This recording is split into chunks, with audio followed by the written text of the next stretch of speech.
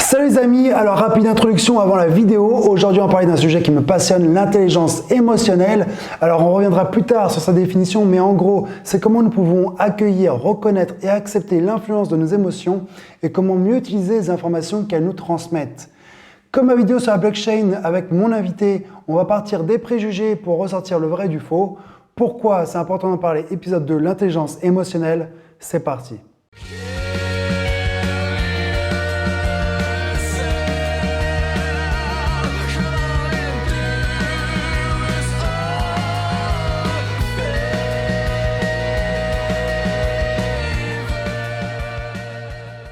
Bonjour Delphine Argenson-Morel, merci d'avoir accepté mon invitation pour parler de l'intelligence émotionnelle. Merci beaucoup, merci à toi.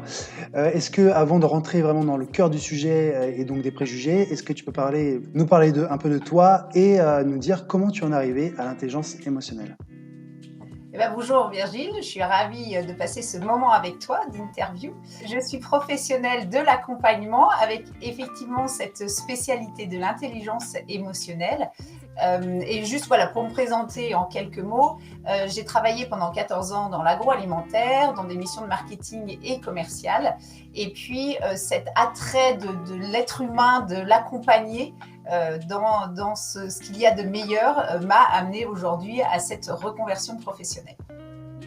Super, très bien. Alors on peut attaquer sur le premier préjugé. Donc le premier préjugé, c'est vrai qu'on voit beaucoup de conférenciers aujourd'hui sur l'intelligence émotionnelle, on voit beaucoup de livres sortir là-dessus.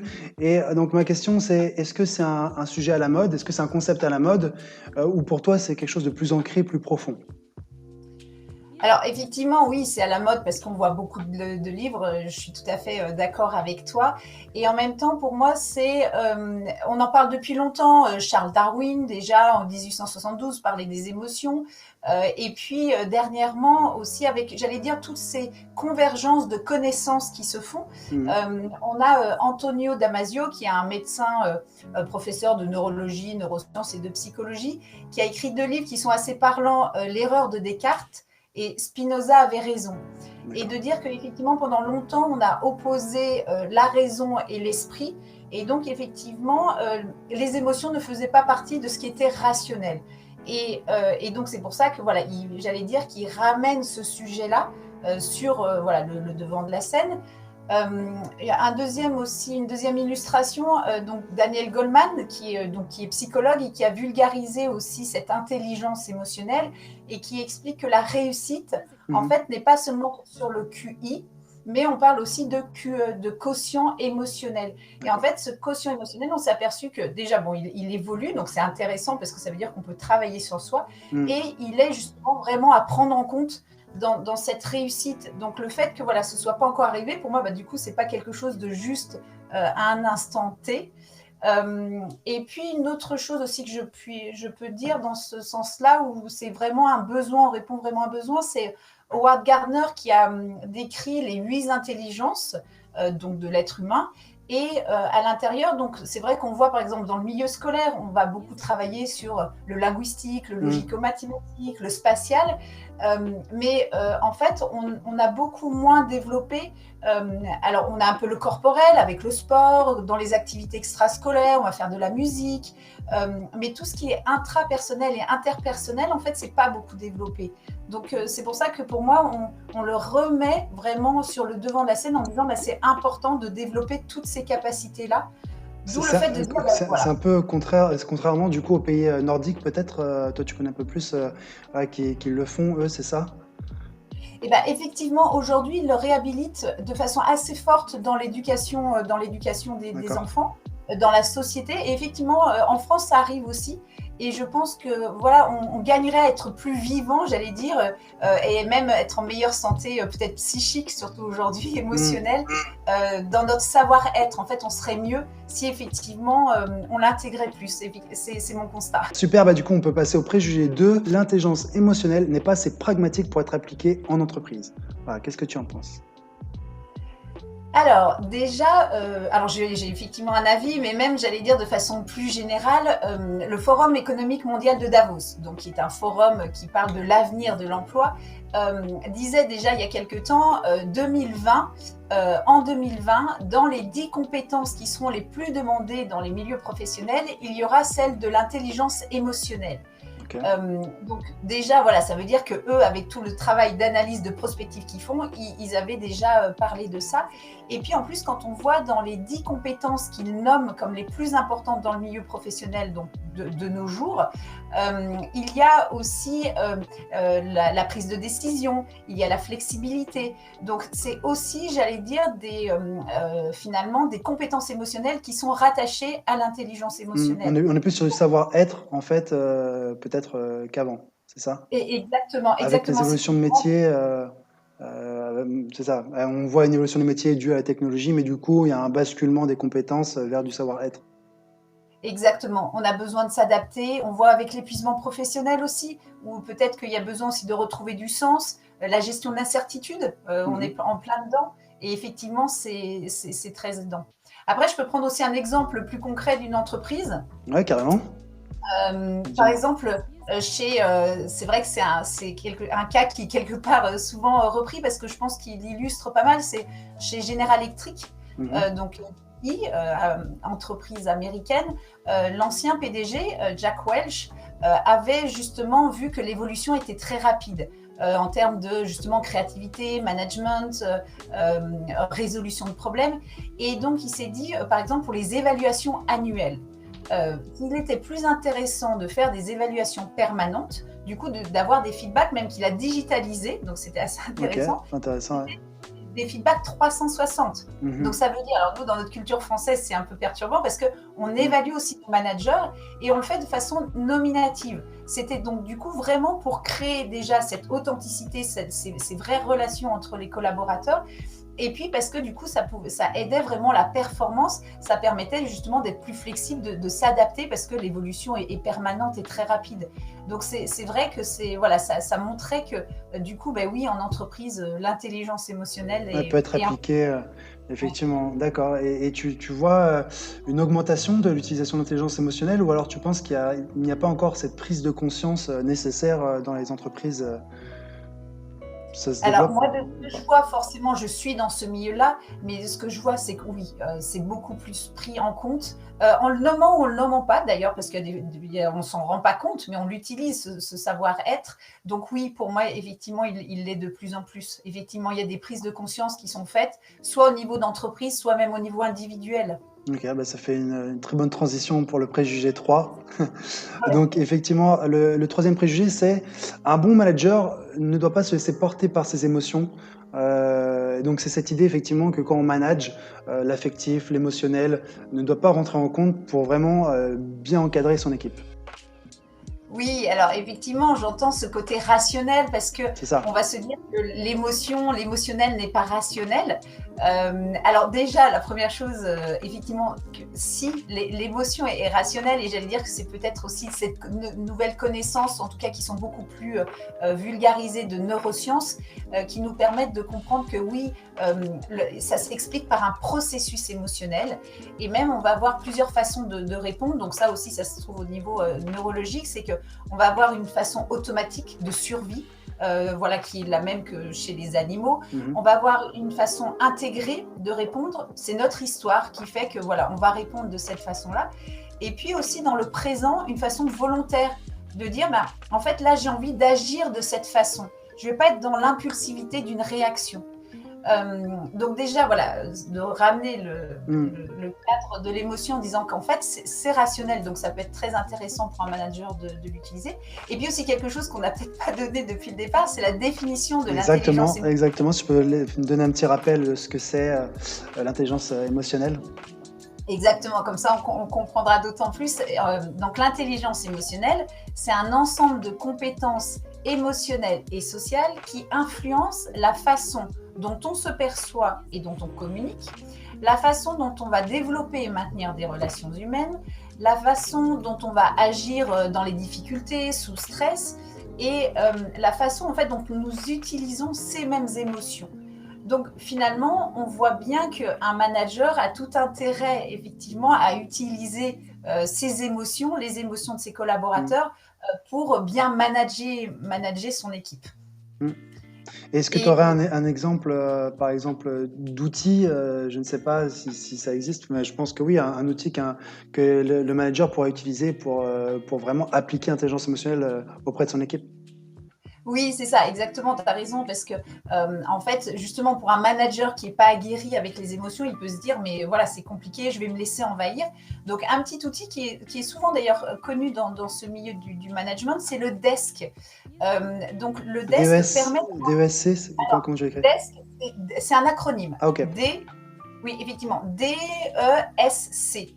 C'est un acronyme et c'est en fait ce qui va, donc je vais l'expliquer, qui donne un cadre justement pour pas se laisser envahir parce qu'on peut avoir un peu peur en tant que manager de se laisser envahir par ses émotions. Alors le D, c'est décrire la situation. Le E, c'est énoncer l'émotion qui m'habite ou que je peux reconnaître chez un collaborateur. Trouver une solution pour le S, solution, et le C, c'est conclusion. Et en fait, je peux peut-être l'illustrer. C'est par exemple dans une situation voilà, de développement d'un produit sur une étape, un manager qui convoque son collaborateur et qui lui dit bah, voilà, donc dans cette phase de développement, on en est à telle étape.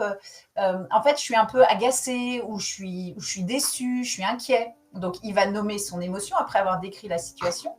Et donc, il va nommer aussi l'objectif. Moi, j'ai besoin de voir que tu maîtrises cette phase ou que tu avances efficacement sur ce délai. Tu sais que ce délai est court. Donc, en fait, la façon d'apporter comme ça le sujet responsabilise l'autre, le met en fait dans un entretien qu'on peut appeler participatif.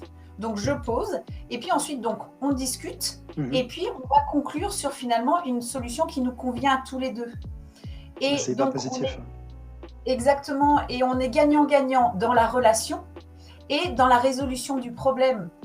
Versus si on arrive en disant oui, t'as pas fait ça, ça va pas du tout, bah forcément la personne va être en retrait et pas forcément finalement être constructive dans le fait de devoir avancer.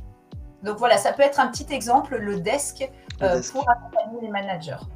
Ok, super, très bien, non, très intéressant.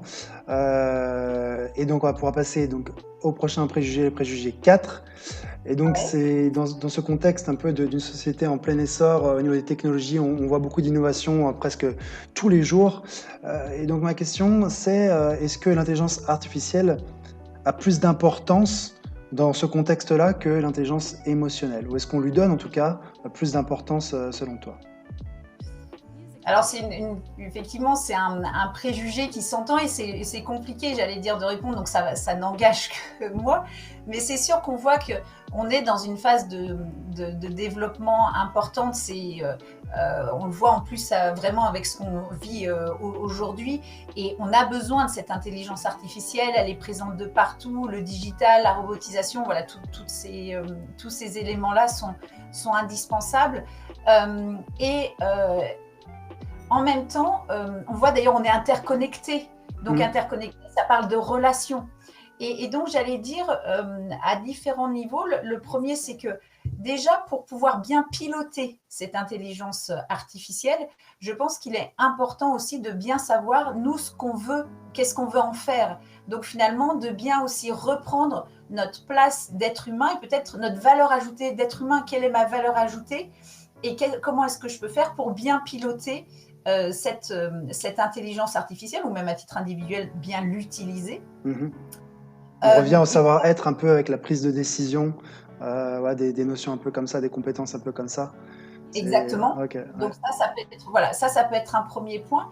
Un deuxième point, c'est que du coup, on voit qu'il y a beaucoup aussi de métiers qui vont disparaître.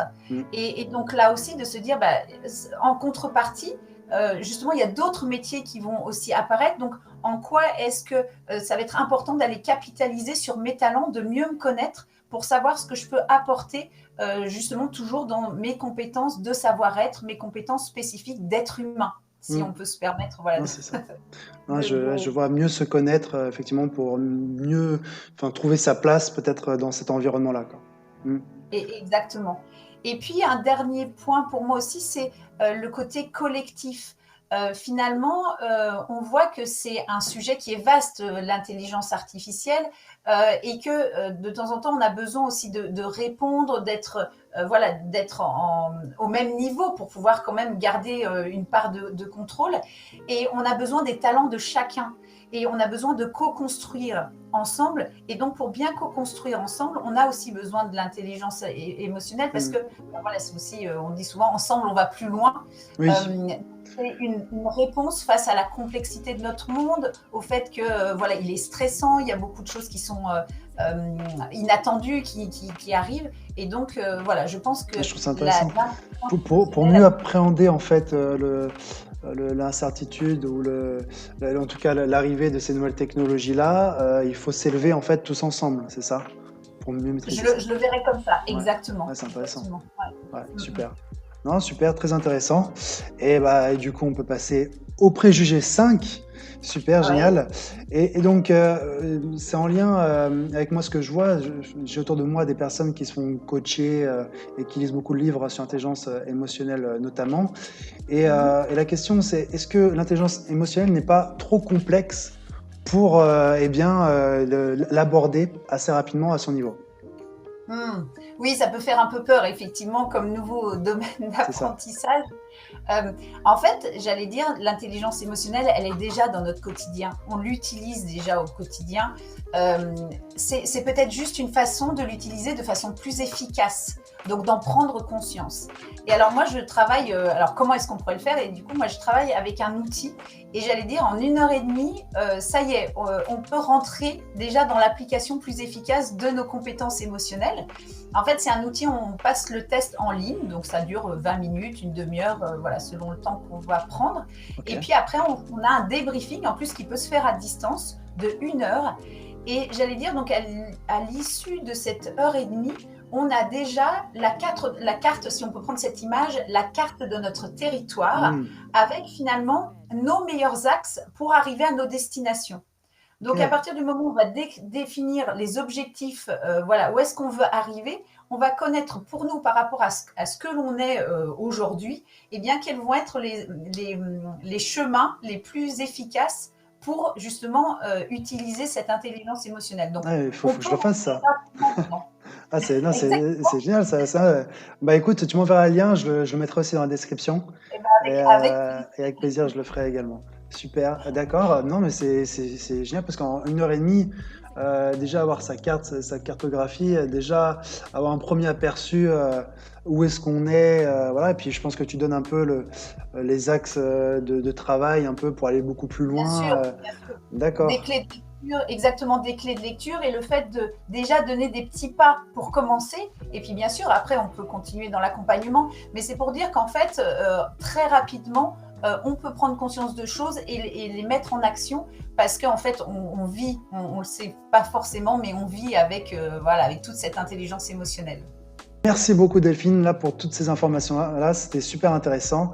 Et ben écoute, si ceux qui regardent la vidéo ont des questions, je mets tes coordonnées dans la description. Avec Voilà, plaisir. ils peuvent te suivre. Et puis voilà, s'ils ont besoin d'accompagnement, de formation, d'atelier, je sais que tu fais tout plein de choses et donc c'est génial. Merci encore à toi pour la vidéo. Et puis les autres, je vous dis à très vite. Eh ben, super, merci à toi aussi Virgile, c'était un super moment qu'on a passé ensemble et j'ai beaucoup aimé voilà, parler d'un sujet qui me tient à cœur. Merci, à très bientôt. Eh ben, bonne journée, au revoir Virgile.